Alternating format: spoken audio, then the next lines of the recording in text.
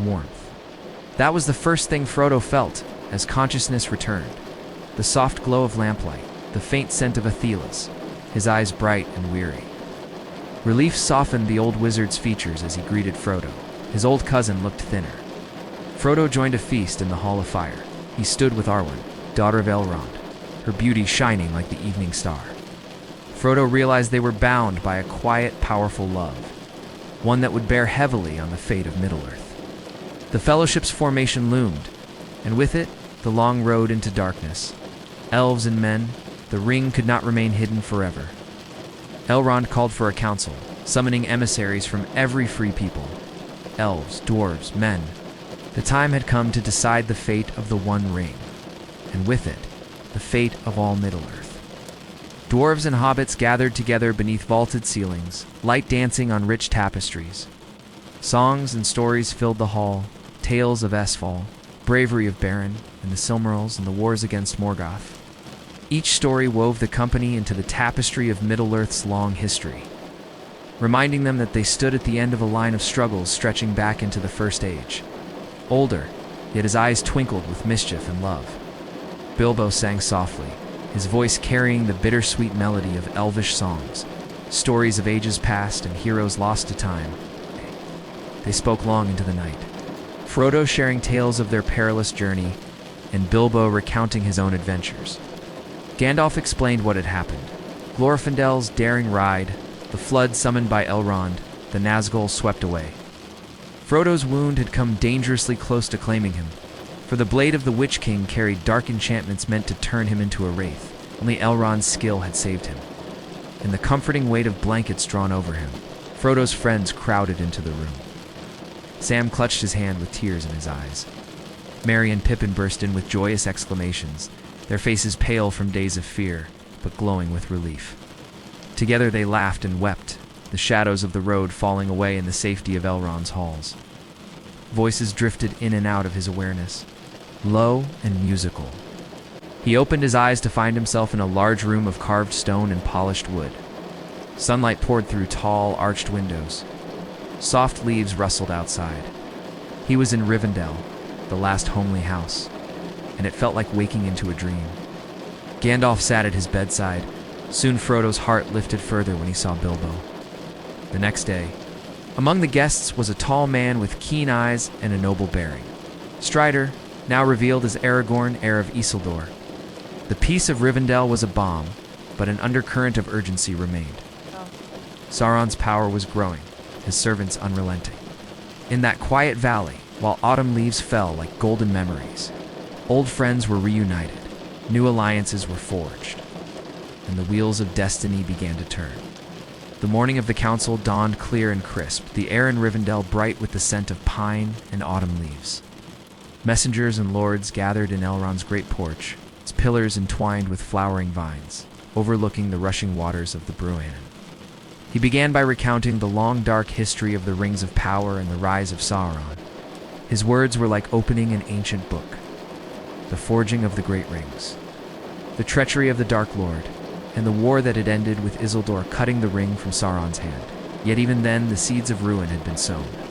For Isildur refused to destroy the ring and kept it as a prize, and so the shadow endured. A great hush fell.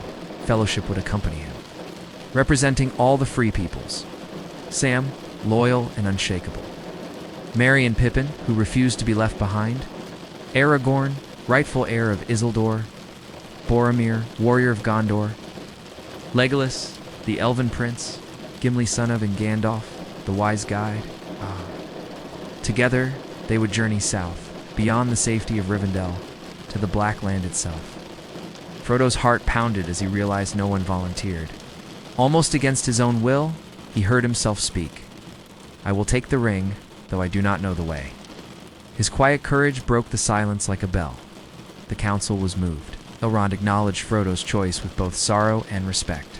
Frodo found himself among warriors, kings, and wise ones of every free people of Middle-earth, a sight both humbling and terrifying. Elrond presided with quiet authority, his face ageless and grave, a last hope against the rising darkness. Though each carried their own fears and doubts, a single purpose bound them: to destroy the ring and break the power of the enemy. beneath the ancient trees of Rivendell. They swore their silent oaths, and a new chapter of Middle-earth's saga began. Gasps swept the council as the small, plain band of gold was set before them. Elrond confirmed the terrible truth. This was the Master Ring, the heart of Sauron's power. The gravity of the moment hung over all, a silence that spoke of doom and fate. One by one the council members spoke, shared dark news from the north. Messengers from Mordor had come to Erebor, offering rich rewards for information about hobbits and something called Baggins. Boromir, son of Denethor, brought word of Gondor's desperate stand against Sauron's forces, and a mysterious dream that spoke of Isildur, Dor's bane, a riddle that had led him to Rivendell. Legolas, son of Thranduil, told of Gollum's escape from the Wood Elves' captivity, and how the creature's obsession with the ring had already begun spreading whispers to the enemy. At last, Frodo stood and revealed the One Ring. A heated debate followed. Should the ring be kept, used as a weapon, or destroyed?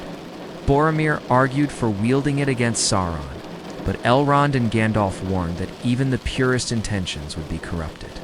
The ring's evil was too great. Its power belonged only to its maker. It must be unmade. But the only way to destroy it was in the fires of Mount Doom, deep in the heart of Mordor. Then came the question, who would bear the burden? Elrond decreed that Frodo would not go alone.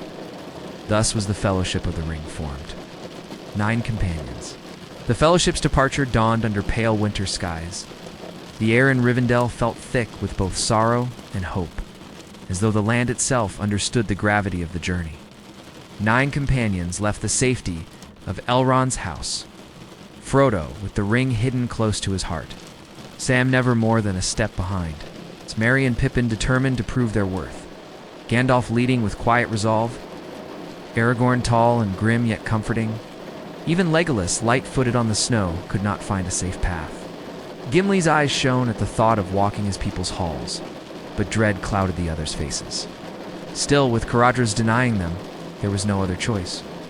As they gathered their courage to enter, an unseen ripple stirred the black water behind them. Something ancient and watchful had awakened in the depths, and slimy. Pale tentacles began slithering from the pool, creeping toward Frodo. Exhausted and nearly buried alive, they turned back, hearts heavy with failure. Aragorn and Boromir hacked at the grasping limbs while Sam and the others pulled Frodo free. With a final violent heave, the monster shattered the entrance, blocking the way back. The Fellowship had no choice but to flee into the pitch-dark halls of Moria, their only light Gandalf's staff, and the growing terror of what might wait in the blackness beyond. Frodo felt a nameless fear stirring beneath its surface, but they pressed on. Gandalf searched for the doors of Durin, inscribed with elvish runes that glowed faintly in the moonlight. Speak, friend, and enter.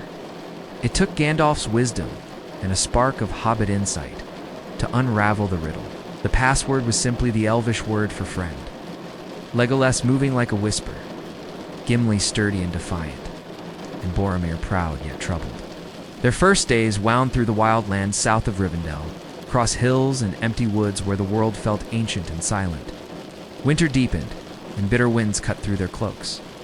Yet each night, they huddled together in flickering firelight, sharing meager warmth and stories to keep the cold at bay. The road was lonely, but a fragile sense of fellowship grew with every weary mile. Crossing the lands of Erygion, they reached the foot of the Misty Mountains. Aragorn and Gandalf debated the road ahead. Should they brave the Redhorn Gate across Caradhras, or seek the darker path beneath the mountains? Gandalf favored the mines of Moria, but Aragorn feared what lay hidden there.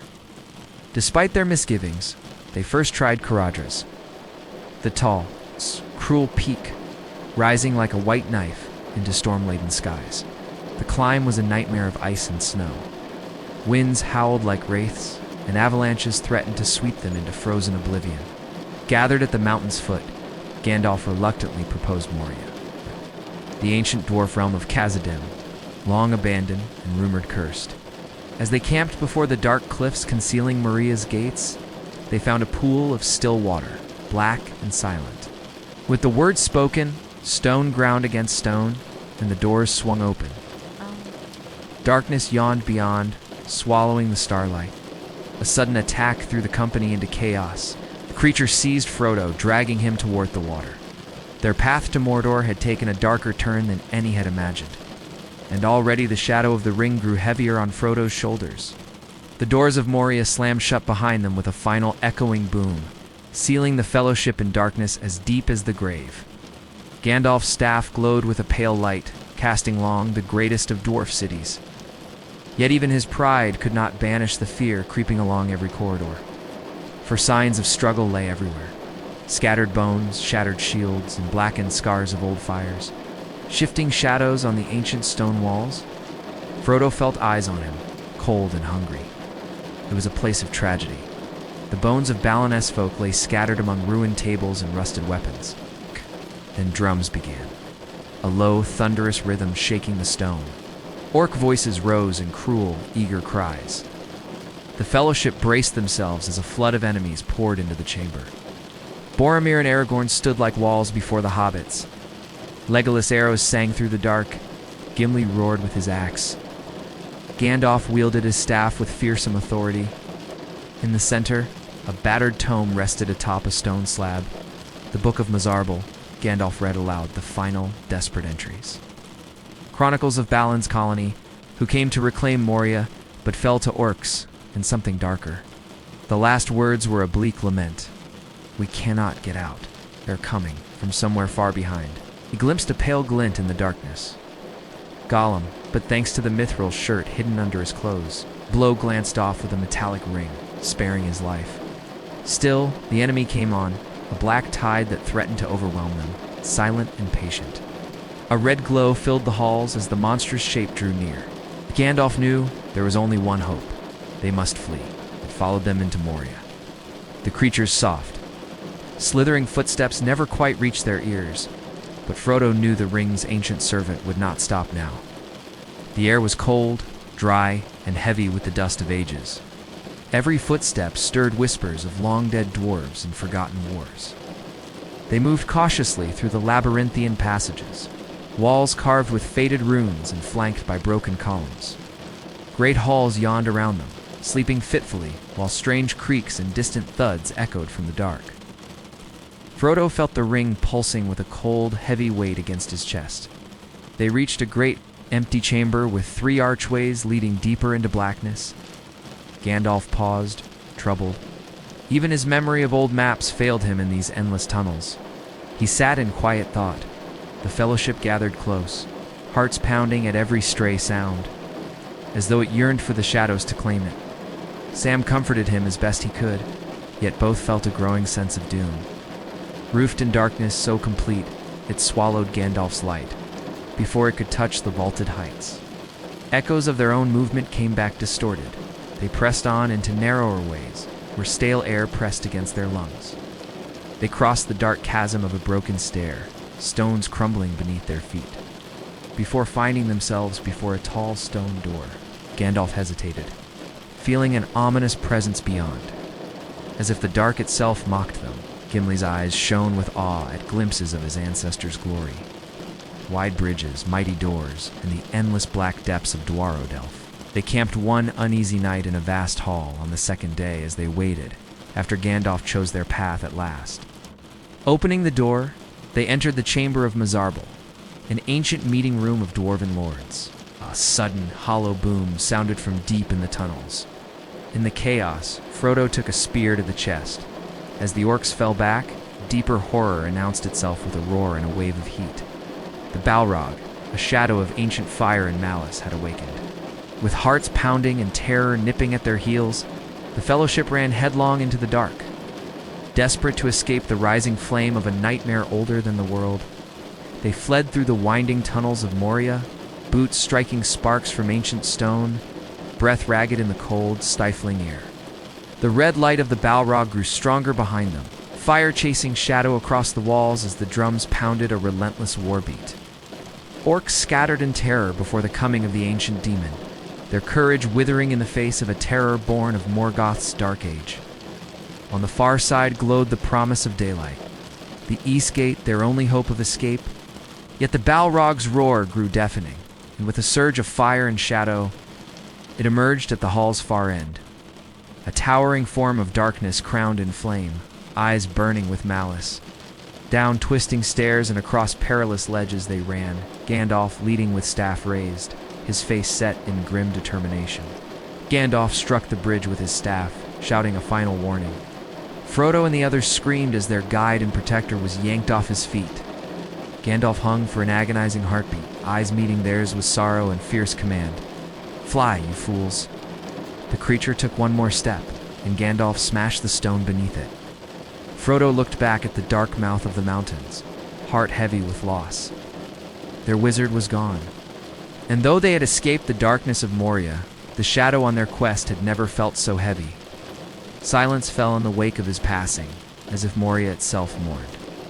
He led them in a final sprint across the broken bridge and out of the east gate into blinding daylight. The bridge split with a shuddering crack, sending the Balrog plunging into the chasm. The company burst into a vast hall lined with towering pillars like stone trees, the roof so high it vanished into darkness. It was the second hall of Moria, a place of fated majesty, but there was no time to marvel. Aragorn and Boromir turned to guard Frodo and the hobbits, blades flashing against orcs who poured from side passages in frenzied waves. Gandalf raised his staff high, voice thunderous as he commanded, "You cannot pass." His words rang through the hall like a bell of defiance. Gimli hewed with his axe, Legolas loosed arrows faster than sight, and Gandalf stood at the center of the bridge, alone and resolute. Ahead lay a slender bridge of pale stone, arching across a bottomless abyss, the Bridge of Khazad-dûm. Boromir blew his horn, its echoes swallowed by the vastness, and the Fellowship braced for a last stand. The Balrog stepped onto the bridge, every footfall cracking the stone. Its fiery whip lashed through the air, searing walls and floor alike. The Balrog advanced, immense wings of shadow spreading wide. But as it fell, the demon's whip coiled up in a final desperate stroke, snaring Gandalf's legs. Then he vanished into the darkness, pulled after the Balrog into the abyss below. The Fellowship stood frozen in grief, but orc cries rose again, snapping them back to desperate reality. Aragorn seized command, his voice harsh and urgent. They stumbled onto a rocky hillside outside Moria, gasping for breath under a sky now cold and indifferent. The Fellowship staggered into the golden wood of every step, weighted by grief. Behind them loomed the dark peaks of Moria. Before them, a forest aglow with an otherworldly light. Here the air felt softer, the breeze carrying the faint scent of flowers even in winter, and sunlight filtered through leaves like a gentle blessing. Haldir and his fellow elves met them among the silvered trunks of the Lórien trees. Their eyes were keen and wary, arrows nocked, but not loosed as they assessed the ragged travelers. Her gaze lingered on Frodo, and he felt the weight of the ring like an iron band around his neck. Yet in her presence was also a quiet strength, a sense of hope older than the mountains. She spoke to each of them in turn, naming their fears and temptations without words. They received cloaks woven with elven skill, boats for the river ahead, and gifts chosen by Galadriel herself, gifts that would prove vital in the dark days to come. The forest itself felt alive with an ancient memory, a place untouched by the passing of ages. The world beyond the forest waited with open jaws, and the shadows of their quest grew longer with each passing day, seemed to heal the Fellowship's weariness even as it sharpened their sorrow. When Aragorn revealed their purpose and the loss they had suffered, the elves' stern faces softened, and they guided the company deeper into the forest. There upon a high platform they stood before Galadriel and Celeborn Lady and Lord of the Galadrim. But at the last, she resisted, hands falling to her sides, voice quiet with resolve. "I passed the test. I will diminish and go into the west and remain Galadriel." At night, Frodo and Sam lay on flets, wooden platforms high among the branches, gazing through the leaves at a sky scattered with strange stars. Images flickered upon its surface, the Shire overrun by enemies, the Eye of Sauron searching hungrily, ships departing Middle-earth, a future of ruin or salvation balanced upon a knife's edge. They came at last to the heart of the Golden Wood, Khazad-dûm, a city of tree homes, spiraling around massive trunks, lit by countless lanterns, like a constellation brought to earth. Galadriel's eyes were piercing and ageless, seeing into each soul. In a hidden glade, Galadriel offered Frodo a chance to look into her mirror, a silver basin filled with still water. When Frodo offered Galadriel the ring, she stood tall and terrible, imagining the power she might wield. A queen, beautiful and dreadful as the dawn. The Fellowship stayed a while in their spirits, eased by the songs of the elves and the golden glow of the forest. But as they prepared to leave, they knew the respite was only a brief pause in the long road to Mordor. By moonlight in the heart of Galadriel, led Frodo and Sam through the quiet silver glades to a hidden hollow. There stood the mirror, a shallow basin of water atop a stone pedestal, reflecting the stars above. The air shimmered with an eerie stillness, as if time itself hesitated to breathe. Galadriel poured water into the basin and invited Sam to look first. Leaning over the mirror, Sam saw the Shire, but not as he longed to see it. His home lay in ruin, his beloved fields torn up, smoke rising from Hobbiton. His heart clenched with a desperate wish to return, and a gnawing fear that he might never set things right. In that moment, Galadriel stood before him transformed, radiant and terrible, her beauty fierce as a storm. She laughed softly, sorrow mingling with relief, and said, "I passed the test. I will diminish and go into the west and remain Galadriel." Her voice echoed with the power of ages as she envisioned herself as a queen crowned with flames. Ruling in Sauron's place, a savior turned tyrant. Frodo then gazed into the water, and the mirror showed him far-off places, tall ships sailing across a dark sea, warriors marching under black banners. And finally, a single burning eye, lidless, wreathed in flame, searching for him across the world. It was Sauron, and Frodo felt the eyes touch like a claw raking his mind, the ring pulsing with heat at his breast. Turning from the mirror, Frodo offered the one ring to Galadriel, his voice trembling with the enormity of his burden. Galadriel's refusal of the ring became a silent vow of resistance, a beacon of hope for the journey ahead. But the light faded from her eyes, and the forest seemed to exhale. But the path was clearer. The Fellowship must press on, no matter the cost, into the gathering shadows beyond his golden leaves. In that quiet clearing, Frodo understood the choice that lay before him more clearly than ever. Power could corrupt even the greatest hearts, and only humility and courage could hope to overcome the darkness. As they left the mirror behind, the future felt more uncertain than ever. Time passed like a dream. Days flowed into nights under the shifting gold and silver of Malorn leaves. The Fellowship's wounds of body and spirit eased by the songs of the Galadrim. But the hour came when rest could no longer delay the road ahead. Galadriel gathered the Fellowship by the river shore beneath trees that shone like pale fire. The company climbed into the boats the elves had prepared, slender vessels of gray wood, swift and silent upon the water. There she bestowed upon each of them parting gifts, small tokens woven with wisdom and foresight. Aragorn received a sheath for his sword and a jeweled brooch, a token of hope. Boromir, a belt of gold. Merry and Pippin, silver belts of elven design.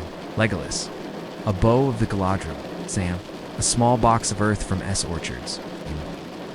3 strands of Galadriel's own hair.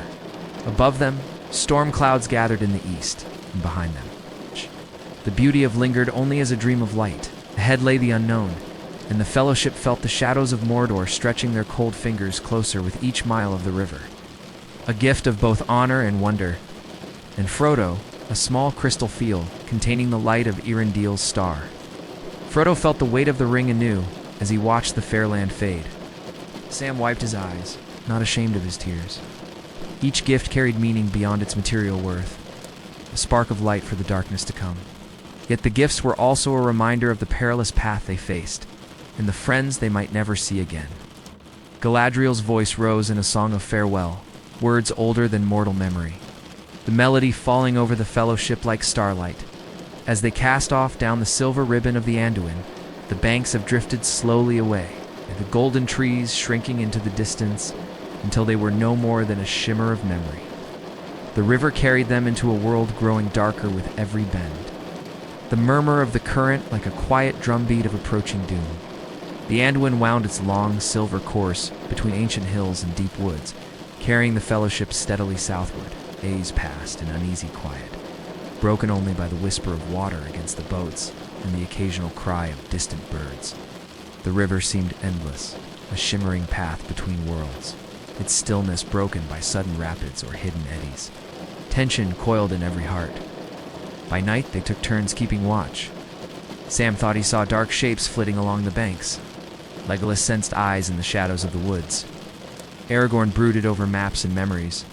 The presence of Gollum, unseen but felt, weighed on Frodo, each glance backward a reminder of his haunted footsteps.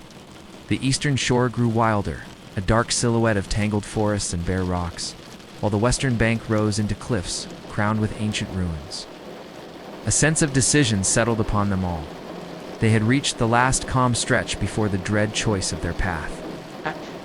Above the swirling river, dark clouds gathered over the mountains. The Fellowship passed between the Silent Kings, leaving the north behind and entering the borders of the Dark Lands, where Sauron's shadow lengthened with every breath of wind. Mighty statues rose from the waters. The Argonath, the pillars of the kings, carved in ages past, in their prison, carrying them ever closer to the choice that would divide them or doom them all. Two towering figures of stone stood with hands raised in warning or greeting, crowns upon their ancient brows. The sight filled the Fellowship with awe and dread.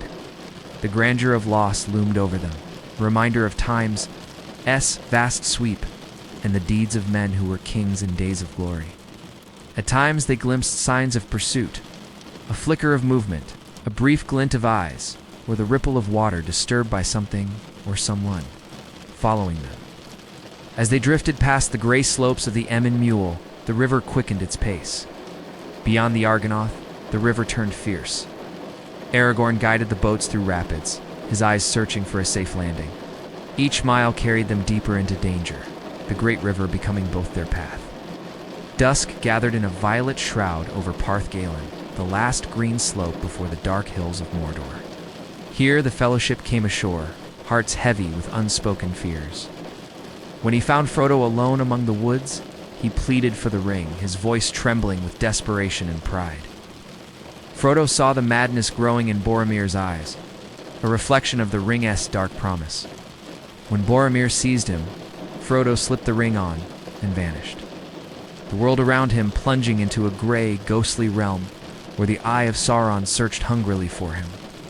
The Anduin's roar faded behind them, replaced by the rustling sigh of ancient trees.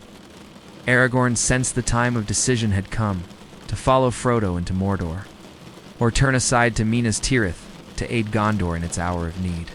Tension frayed their bonds. Boromir, fierce and proud, could no longer keep his longing at bay. Realizing his terrible mistake, Boromir wept and called after Frodo, but it was too late. Frodo, resolved to bear the burden alone, fled deeper into the forest. Yet he was not alone for long. Sam, ever loyal, guessed his master's plan. Racing through the trees, he reached the riverbank in time to see Frodo setting out in a boat. He hurled himself into the water, nearly drowning in the attempt, but Frodo hauled him aboard. Together they set off, two hobbits against the darkness of Mordor. Meanwhile, Boromir's broken cry alerted Aragorn, Legolas, and Gimli. Racing to the clearing, they found Boromir, bleeding and breathless, fighting a tide of Uruk-hai, sent by Saruman. The three warriors hurled themselves into the fray, but Merry and Pippin were captured and carried off into the woods. With his dying breath, Boromir confessed his failure and begged Aragorn to save their friends and protect Minas Tirith. As Boromir's lifeless body lay among fallen orcs, Aragorn made his choice. Frodo's path was his own now, but he would not abandon Merry and Pippin. The Fellowship was broken, their fates now scattered across the wildlands. Under a sky darkening with storm and shadow, the Fellowship's first tale ended in sorrow. But hope lingered in every heartbeat of those who remained determined to fight.